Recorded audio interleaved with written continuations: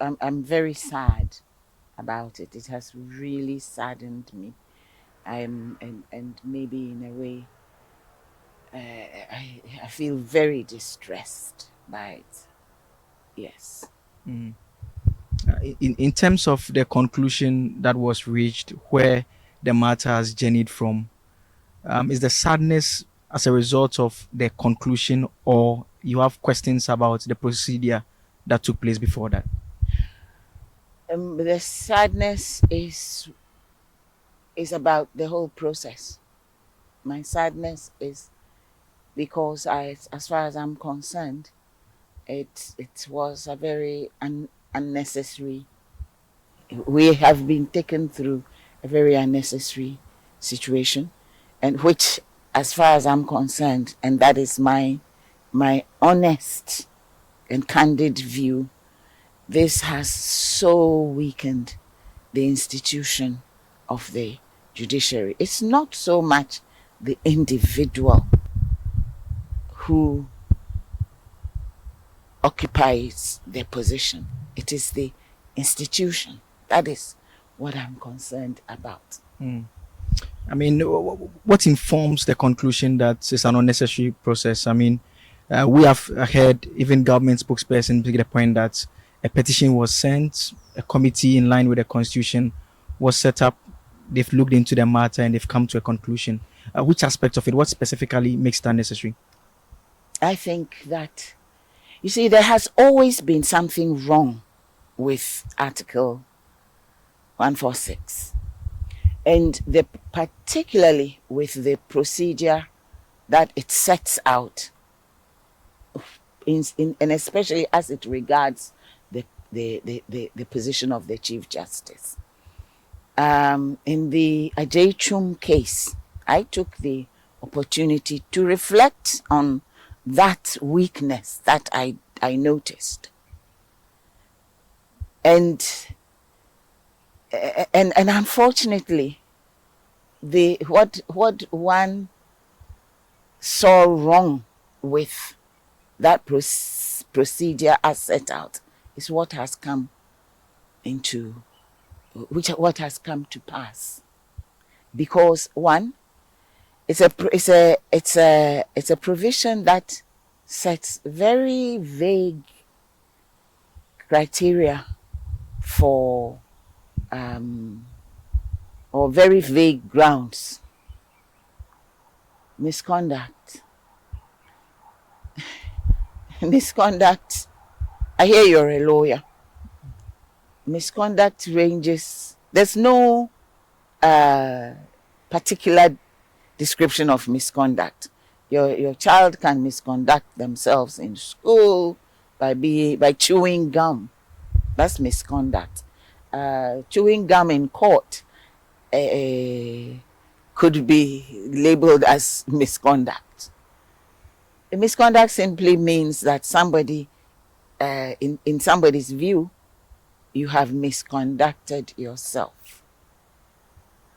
There has not been, it's one of those standards, if one could call it that, which is incapable of any definition, and to a very large extent it is personal, it is circumstantial, it is dictated by so many things, and one needs to be extremely careful. But that aside, well, and then incompetence is also another vagueness, because incompetence could be you didn't know what you were doing, but one should go beyond you didn't know what you were doing and go to consequences of it, etc., etc. And then, of course, there's the third one is infirmity, which I could be, one may say, the only possibly objective ground in that provision. And one had always, certainly when I was Chief Justice, I was walking on tiptoes. When am I going to be accused of misconduct? When am I going to be accused of incompetence? And are these and these are not so, to me, they lack the gravity. They lack the gravity that would lead to a grave outcome, such as the removal of the head of an institution of justice. I've deliberately phrased myself that way. It trivializes the position, and I wonder what this is going to lead to further on along the line, because every judge is fair game and every Chief Justice is also fair game. I mean, is that to suggest that you suspect there could be a ripple effect in that? Oh, any definitely. matter? It's not suspect. I foresee, not tomorrow, maybe not next year, maybe not in 5 years' time, but along the line, yes, unless those provisions are dealt with effectively in a revised constitution. Maybe a more direct question. I have seen the letter that was written by the secretary to the president to the former Chief Justice. And that's the other thing. A warrant, a person holding a presidential warrant, that's what the position is. You become Chief Justice because you have received a presidential warrant. You can receive all kinds of letters that you are hereby appointed, but if you don't have that warrant, does that make you Chief Justice? Yeah, okay. So if you're removing the person from the position, is it a subordinate who signs the letter? Is that the way it's supposed to be done? That's just by the way. Food for thought. Yeah, but I've seen a warrant as well signed by His Excellency the President. So why are they showing us that one? I've been receiving all kinds of messages, and every one of them is only bringing out that letter. And in any case, is it polite? Is it proper that it should be a subordinate who writes a letter of removal to a Chief Justice? Really? I was making reference to the letter because it quotes portions of the committee's reports and the recommendations, and they make reference to the travel expenses. One, they also make reference to the transfer of one Mr. Baden, and thirdly, the suggestion that she made to the president by way of names to be appointed to the Supreme Court. Do you think that because of the concerns you've raised about misbehavior and incompetence, do you think these three matters, if they've been proved as the committee has established, constitute misbehavior and misconduct as envisaged under 146? These are, okay, let's take them one by one. Yeah. There's the matter of transfer. Transfer of staff. Transfer of staff is, well, I am not going to go into the details and all that, but transfer of staff, one, it is not just at the whim of the head of an institution. Normally, transfer of staff is something that will come before the council, the Judicial Council. But transfer of staff is a normal and common and ordinary part of running an administration. When I became Chief Justice, I transferred a whole lot of staff, including even judicial officers, for various reasons. Not for punishment. No, to me, transfer is not a punishment. Sometimes transfer is even a career a development move. But it is also a neat way of running an institution. You don't stay in one place forever, because the longer you stay in one place, the more harmful you might become in that position. You need to be tested in other places and in other positions. The concern that was raised was that the clear terms of the travel policy in terms of what it provides for and the trip she embarked on was not consistent with that particular provision, for which reason the committee said that, in fact, they said she had burdened the funds available to the judicial service, and that they believe amounted to stated misbehavior and misconduct. And was her attention drawn to it by because that's why you have auditors, that's why you have people who go, because if my memory serves me well, throughout the time I worked in the judicial service, including when I was an ordinary judge and when I became Chief Justice. When you're traveling, certainly you're not the one who even dictates how much should be given to you. You are given an amount of money.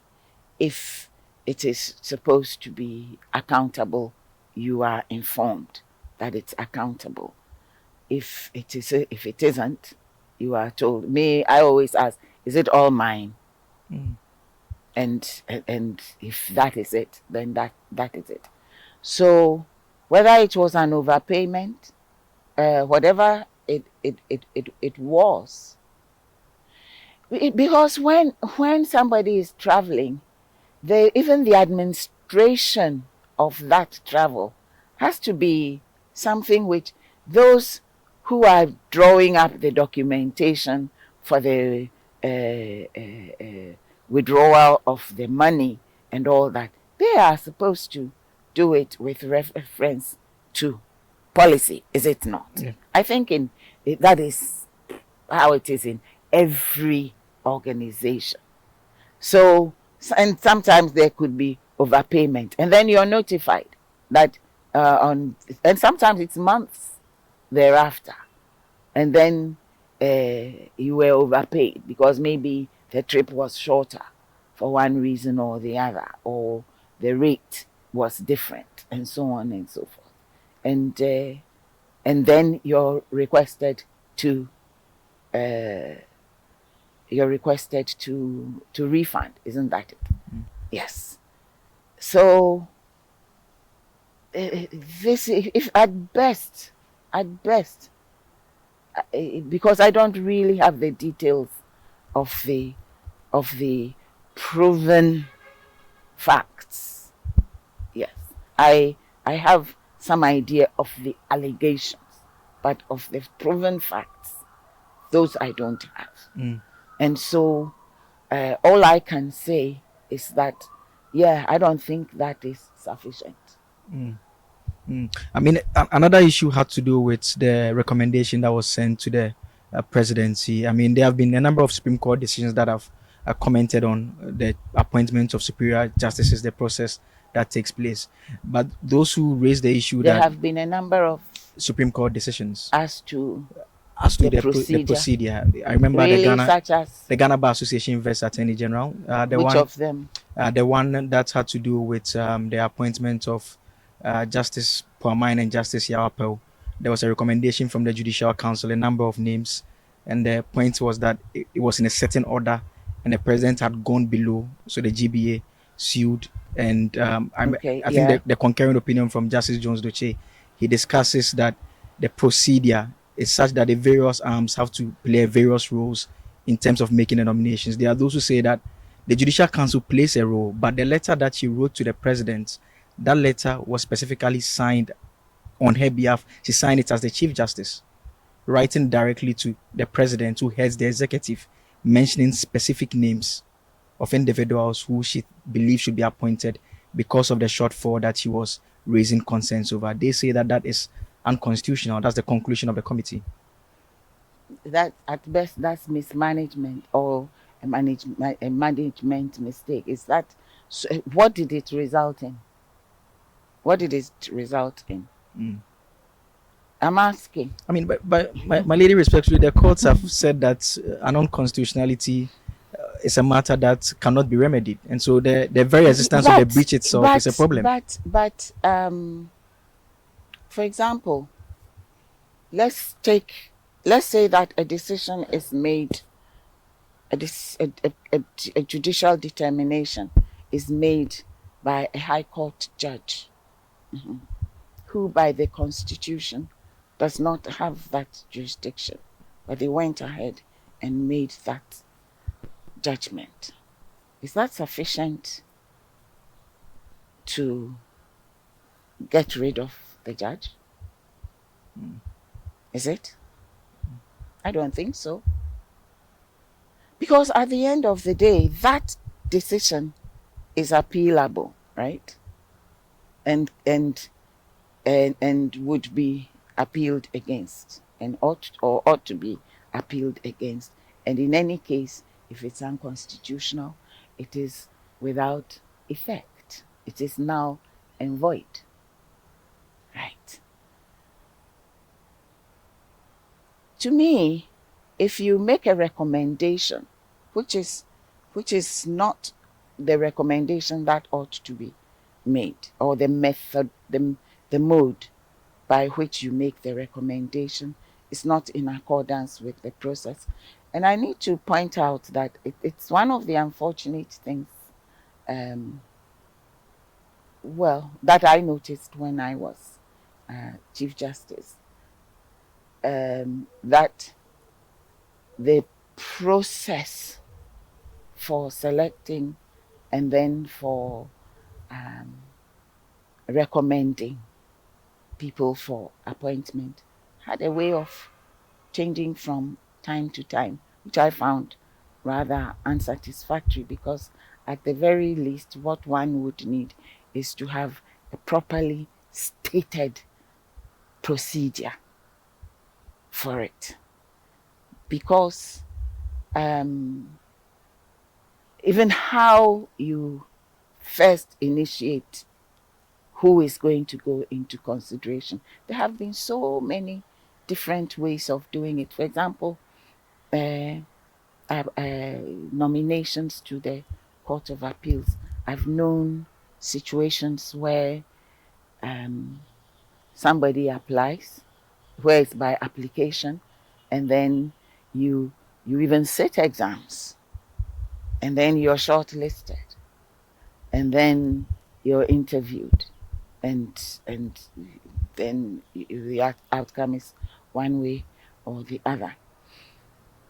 That was for a while, and then it was decided that at that level it was not palatable that they should sit exams. Elevation to the High Court, they've been taking exams. You take exams, you are interviewed, and everything. At least that's as I knew it. I don't know about now.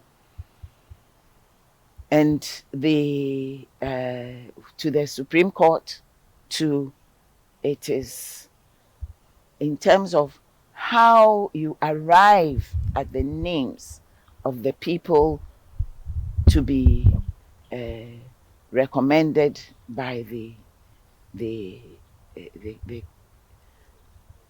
the Judicial Council and recommended to the President. That too has varied in one way or the other. Some of us always felt that let's state a policy and stick by it.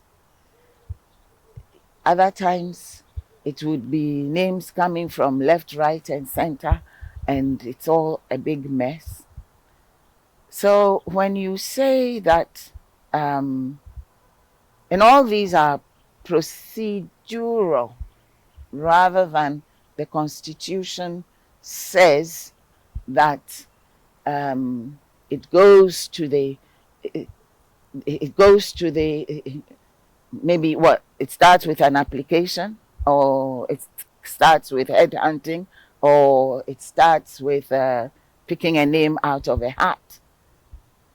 There are so many vague areas when it comes to appointment of judicial officers, and it's been one of my personal big concerns. And that's another thing which I hope the amended or the revised constitution is going to deal with. One, how are they even seen first? And then what is the process by which you make your selection? And what is the sifting procedure? All that. If you go looking for any document that's going to give you step by step what's supposed to happen, like if you go to, let's say, any of our banks, and you want to know the procedure by which somebody becomes is employed as a director, you will see where it is, how it is initiated, where it starts from, and so on and so forth, and all that and all that.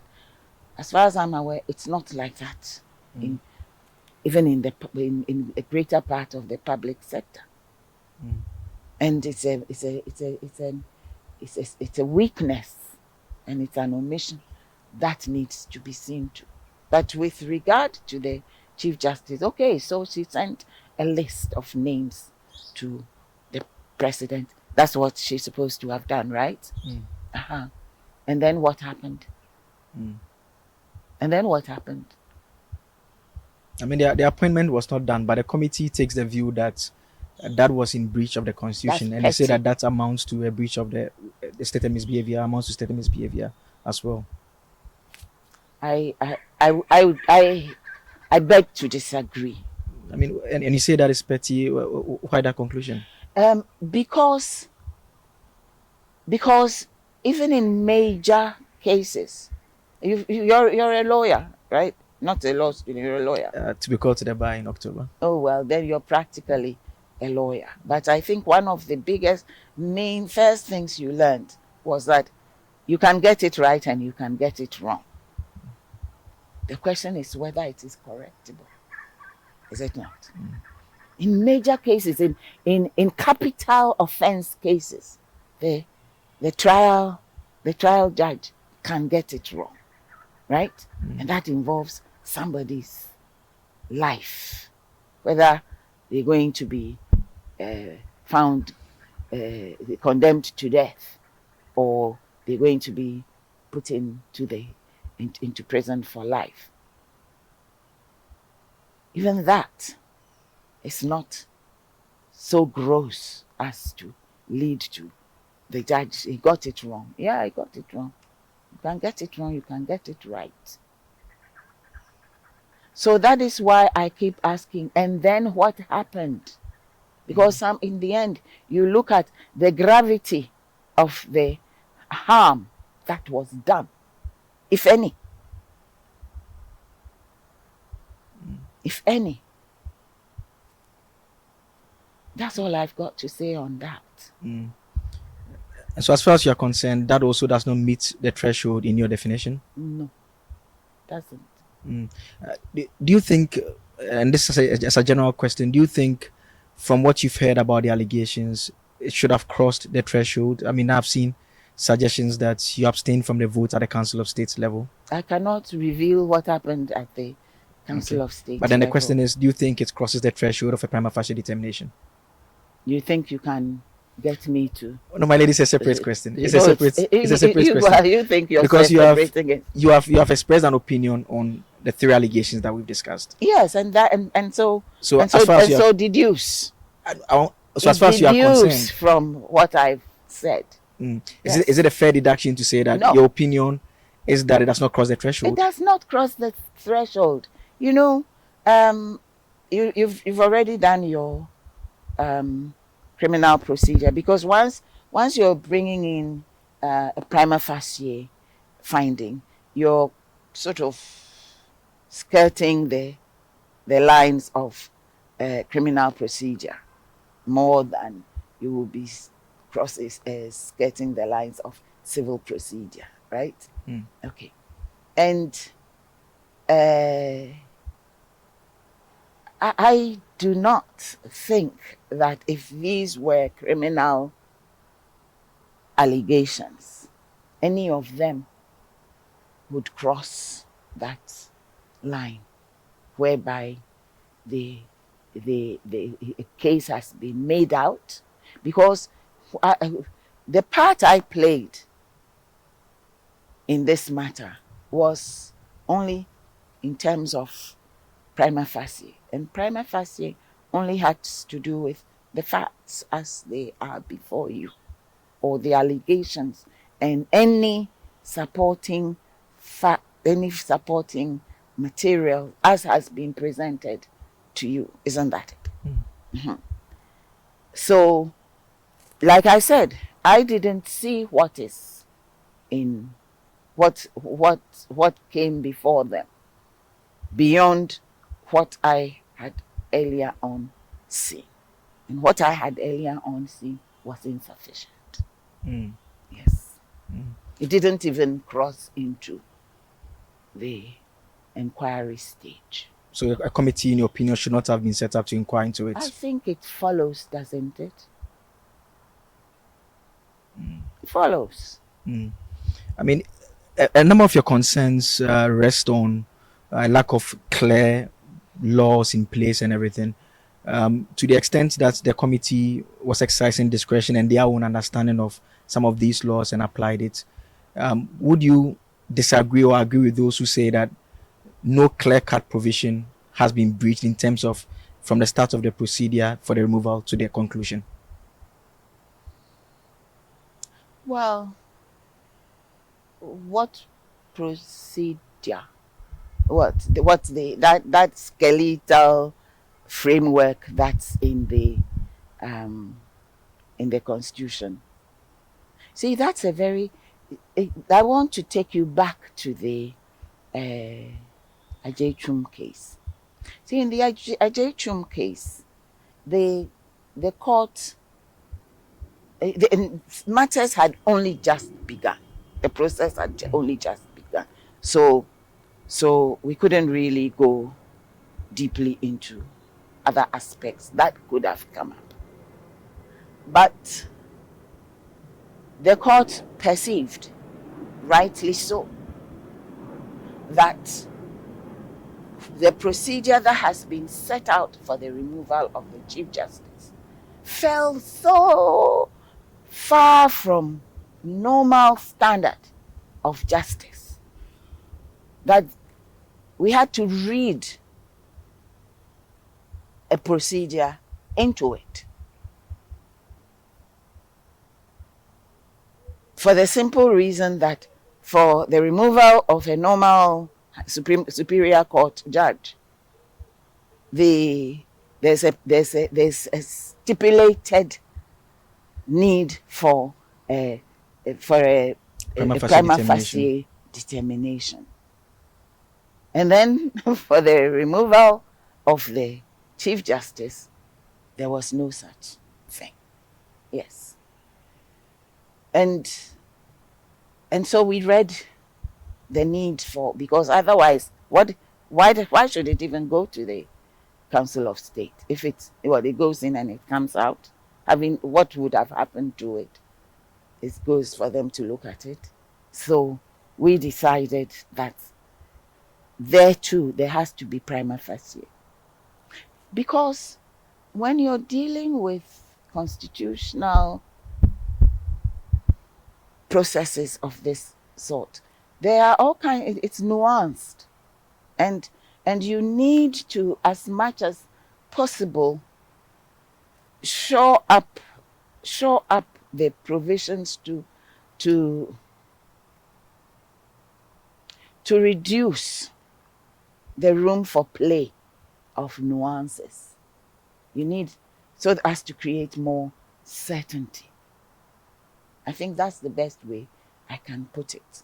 Mm. We didn't get to the stage where we were to determine, okay, I'm the one who speculated. It was Obita. Yeah. But the court itself did not go into are the grounds sufficiently clear. We didn't go into that. But this was an opportunity for that to be also done. Mm. Yeah. Mm. I've done in the in connection with the article. I had to do a prima facie finding once, and I certainly decided to go to. I treated it like I'm a high court judge who's making a prima facie finding in a criminal case. And the standard had to be really very high. And at the same time, one also had to take into account the circumstances. See, because stated misbehavior simply means you're supposed to have misbehaved in this regard. But as to whether it has the weight to amount to misbehavior that should have certain consequences, that is an evaluation. That is also nuanced. Yes. Mm.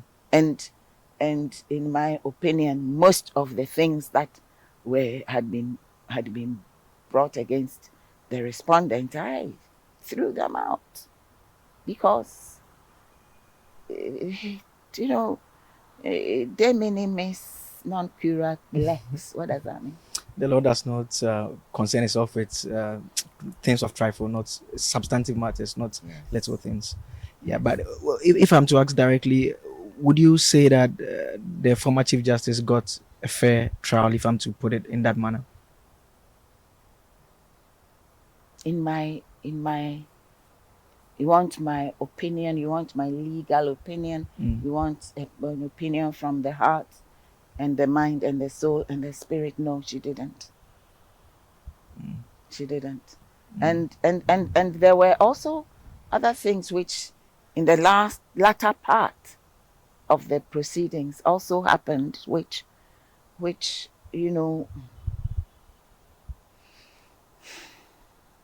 I don't even know how to put it, but they were very unbecoming. One, a process that is supposed to be purely in camera, and that expression in camera has been defined by the Supreme Court, and that definition still remains, right?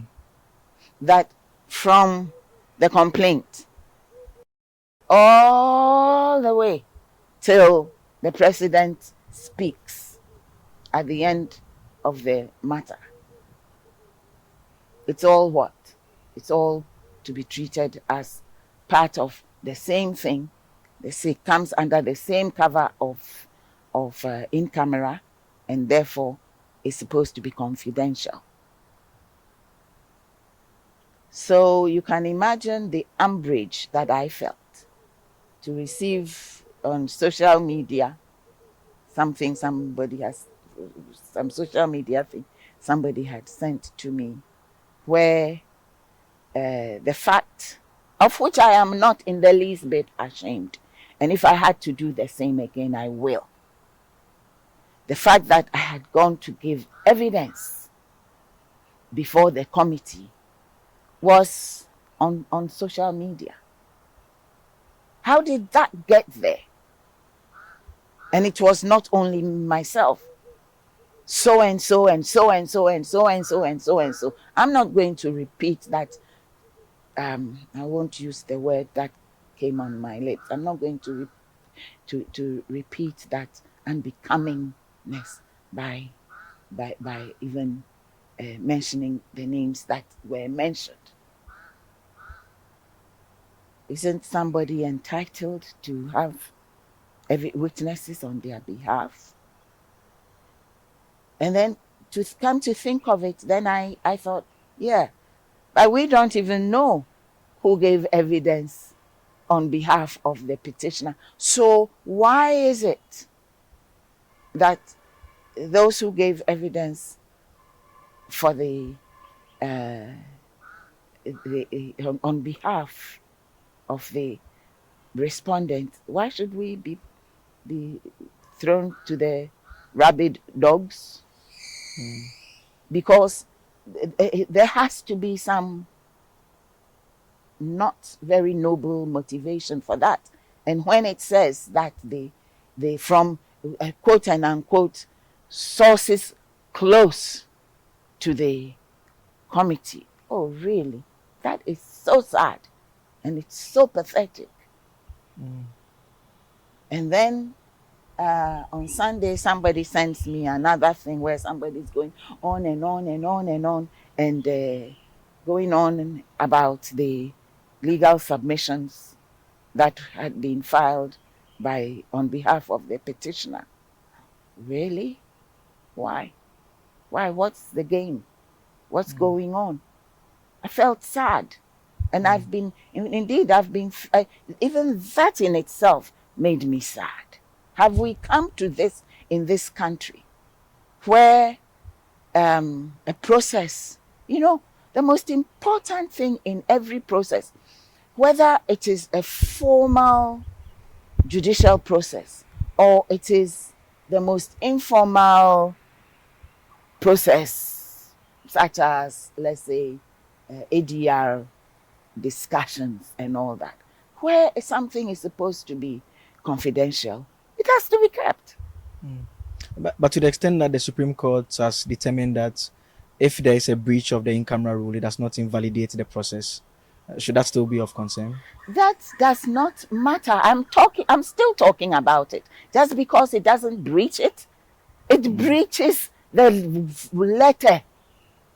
It breaches the letter of the Constitution. Does it not? That it should be confidential. I'm not saying it therefore means anything, but all I'm saying is that for me, it puts an unpleasant aroma onto the procedure, because process integrity is exactly that which is demanded of the most humdrum, the most mundane inquiry, let alone an inquiry into whether or not a Chief Justice should be removed or not. Outside of that concern, what other matters constitute the basis for your conclusion that you don't believe she got a fair trial? Oh, I didn't say she got. Maybe what I meant is she got. After all, it wasn't a trial, even though So, it was strictly handled speaking, as yeah. though it was a treason trial. Why do you say so, my lady? Because that's how I feel. Because that is how I feel. I mean, Am I entitled to feel? Am I? yes, but to the extent Yes. that a petition was sent, a committee. Listen, a petition was sent. It went to the Council of State. It came back. A committee was set up. Yes, yes, yes, yes. Yes. Then you get into the qualitative aspect of things. And you see my upset and I won't use the word anger because I don't waste my anger on certain things. But my discomfiture also arose from the fact that when the Chief Justice, and that one is a matter of public knowledge, right? When she applied that, okay, since the pleadings are all now out there in the public domain, why can't we simply have a public hearing? She was told what? No, It's supposed to be in camera. It's supposed to be in camera. Everything is confidential. So I go to an in-camera process to give evidence, and then it's out there in the public domain. Approbation and reprobation. That's the way I see it. Mm. The committee, whether either it was not protecting itself properly, because really, who came? Because as I was walking into that building, I didn't see any paparazzi within sight. Okay? Nor did I see any person surreptitiously maybe taking pictures or anything like that. So, how it got to the press that so and so, so and so, so and so, plus me, we had given evidence. I think that is wrong, and it's in bad. It was in bad faith, and it was in bad form, and it was not in consonance with the due process, the due regard that is dictated by an in-camera process. In the course of the hearings, there were a number of court decisions. I didn't follow any of them. I mean, the multiple attempts, and I'm asking this because some of the concerns that you've raised were all matters that were put before the courts in one form I did not or the other. follow any of them. Mm. The few that I didn't really follow the details of them. Some of the outcomes were a little too predictable. I didn't follow. Because as far as I was concerned, the whole thing shouldn't have been happening in the first place. Okay. So I had shut my mind to the whole process. After all, I'm no longer a Chief Justice. My sole role in the whole matter was whatever came before the Council of State. That was passed. How I felt about it, how I didn't feel about it, was neither here nor there. So why should I follow it? And at this point in time, I'm not even going to say the Supreme Court was right or was wrong, or this court was right or was wrong. That's all neither here nor there. It has happened. And all I can say is that I just pray to the Lord that no judge and no Chief Justice henceforth ever has to go through this rigmarole again. That's all I've got to say. In commenting on the decisions, you use the word predictable. If you could explain, is that to say that predictable in the sense that it was the conclusions that the court ought to have reached, or you mean predictable in a different sense?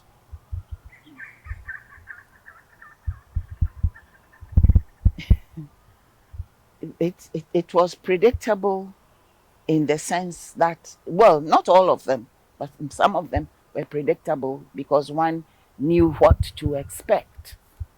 Not because the law said so, but the law was, there was room for discretion, and it didn't happen. But then you cannot fault somebody for not exercising a discretion. That's not a big deal. Do you think the entire removal process was politically motivated? I refuse to answer that question on the grounds that it might incriminate me, quote and unquote. Incriminate in what sense? I said quote and unquote. I'm not going to answer that. I mean, observe, and everybody can make their own conclusions. That's all I can say. I mean, whether it was, whether it wasn't, it has happened. So I'm not even going to comment on that. When the committee submitted the report to the president, they did indicate that they had concluded work on just one and they had adjourned on the others. There are those who have taken the view that the committee perhaps should have waited and finished with everything before submitting the reports. Where do you stand on that? Well, all I can say is that I found it a very peculiar um, I found it peculiar because um, having brought in the first report, it has been acted on, and the matter is now moot. The rest of the complaints are moot now, aren't they? Mm. Under what circumstances and for what reason and with what justification is Justice Torkornoo going to be dragged before any uh, committee to answer to the remaining petitions? What do you think would have been appropriate for the committee to perhaps finish the complete work before submitting the reports? Um, you know very well that when somebody has done their, in a situation where there are no hard and fast rules, and a body has decided to proceed in a particular manner, it becomes difficult to say that. The most you can say is that if I was in charge, I wouldn't have done it that way. Mm. Yeah, because that's why cases are consolidated, and or you hold on, and then you you come up with your conclusions when you have concluded the process. So is the process complete or is it not complete? Mm. That's the question. But I think it is complete. Is it not? Mm. Yeah, it has a terminal outcome. It has it has had a terminal outcome. There's nothing left. Mm. So I'm even surprised mention was made of other uh, Mm. those other petitions. Mm. If there's one lesson you think should be picked from all what has gone on in the last couple of months, what would that lesson be for you?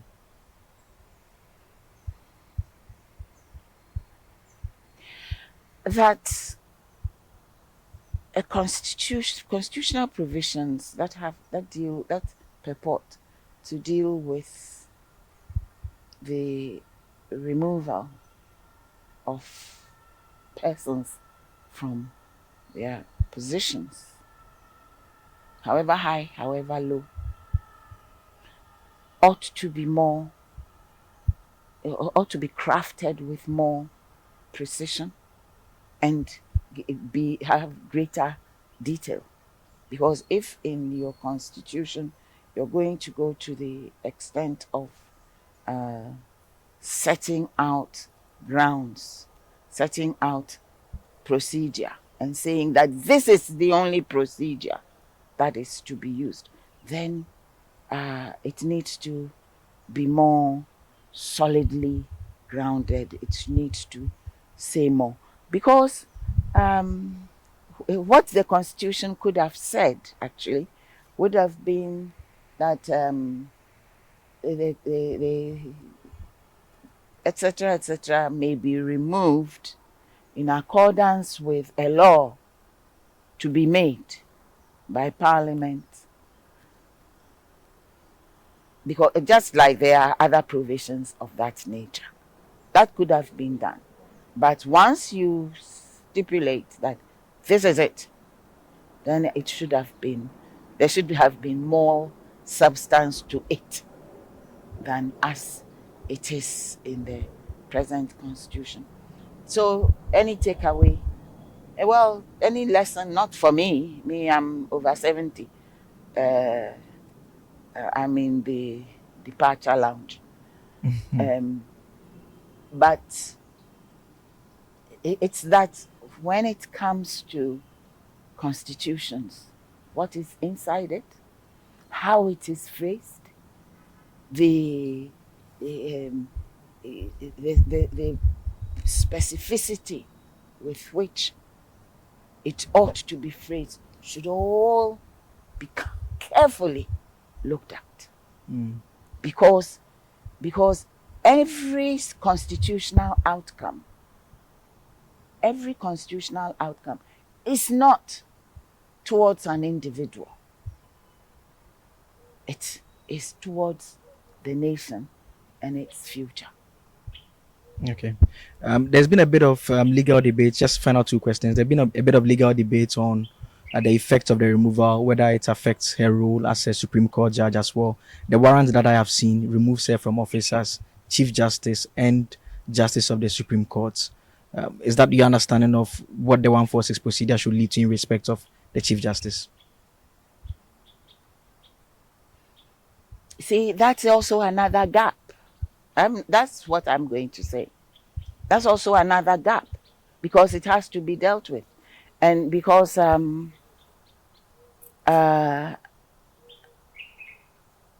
just yesterday, except I wasn't really paying much attention, but somebody drew my attention to something in some decades past, where um, somebody was removed as Chief Justice but went back to serve on the bench because of the terms in which the removal was couched. I think it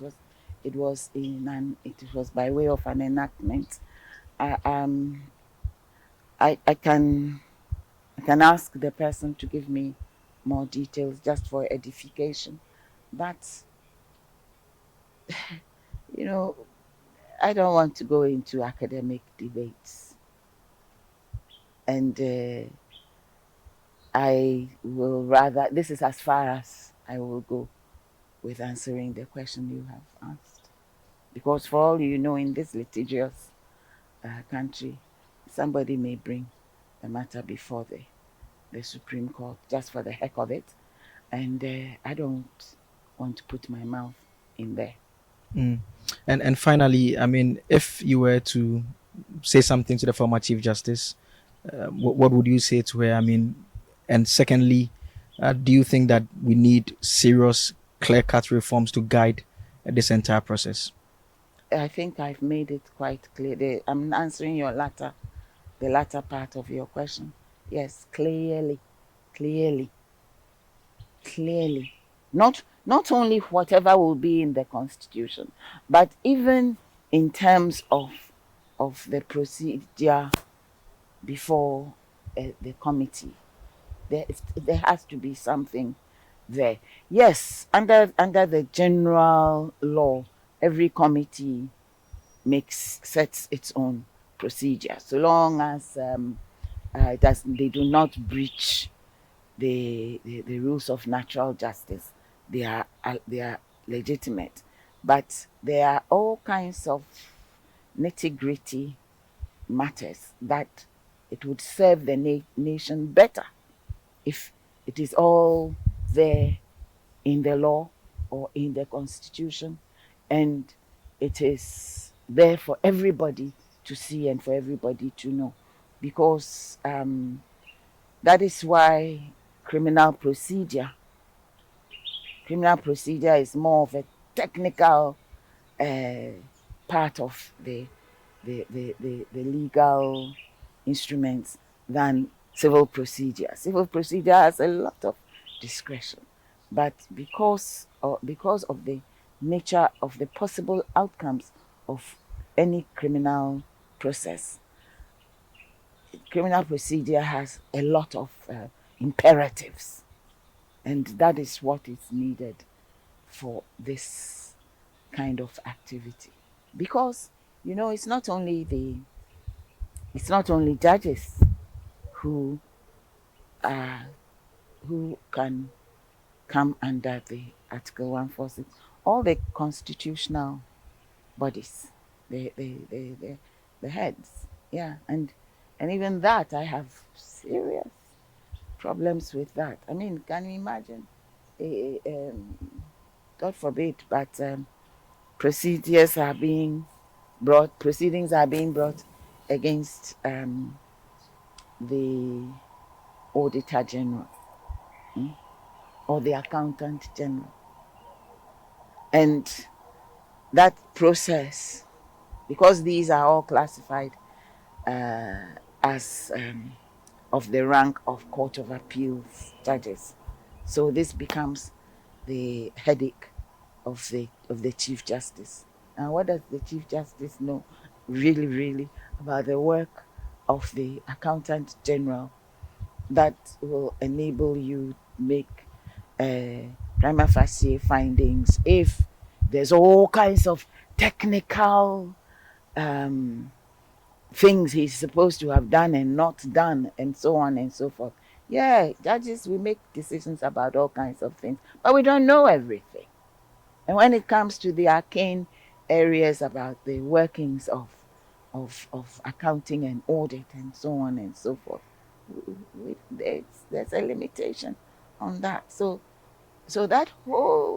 those provisions, they need a real serious of, so that the removal of some of these positions would be done by specialized bodies.